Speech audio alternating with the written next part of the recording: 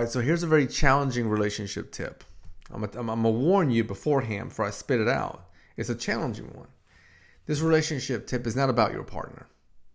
Nothing to do with them. It's 100% about you. It's about self-sabotage. It's about self-sabotage. Here's a question that I ask couples. I sit down with them and I ask them to reflect and do their best to look at just accountability. So I'll sit there with them and I'll say, hey, I want you to look at the history of your relationship. And I want you to think about how many times you can go back to where you are able to say, you know what? I effed up this situation. I messed up here.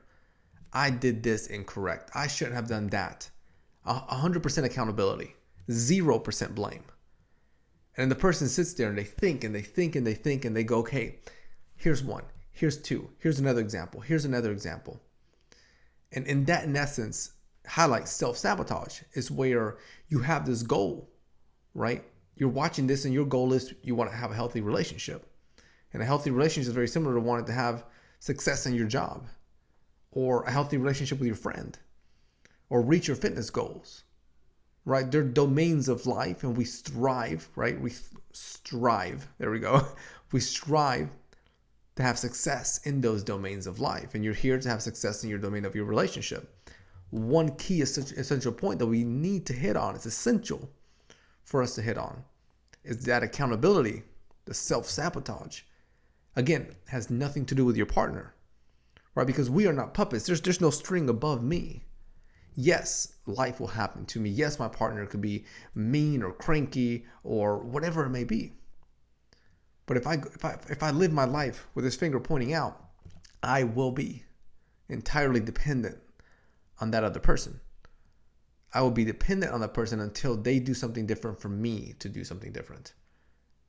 And that's a very challenging life to live. A very challenging life to live. So my encouragement for you would be to do this, to get a sheet of paper and to jot down accountability. Here's all the ways that I have self-sabotaged a relationship. And this is a very tough exercise to do. Because there could be hurt feelings connected to it. There could be embarrassment connected to it. There could be guilt. There could be shame. There could be some tough emotions connected to it. But it is essential that you feel that experience, that you feel it. You allow it to beat in your chest. You allow yourself to say, okay, that's my reality. I accept that. That's the life that in some parts I've been living. And then once you do that, once you write that down, then you look at, okay, what is this self-healing that I need to do? What is this individual work that I need to do? And we educate our partner. So if I sat down with my wife, I would educate her and let her know, here's all the areas that I can be accountable for. Here's where I engage in self-sabotage. I'm not sharing this for her to attack me. I simply want her to be there, to be present with me, for her to acknowledge that I am doing the work. Just like you're here, you're doing the work. There's this one book out there, and I can't recall the author of it, but I believe the title is around the parameter of how to fix your marriage or how to heal your marriage without talking to your partner. And a lot of that has to do with just one person doing work. And it's often a part that's skipped over when it comes to building a healthy relationship. Again, no different than finding success in your job.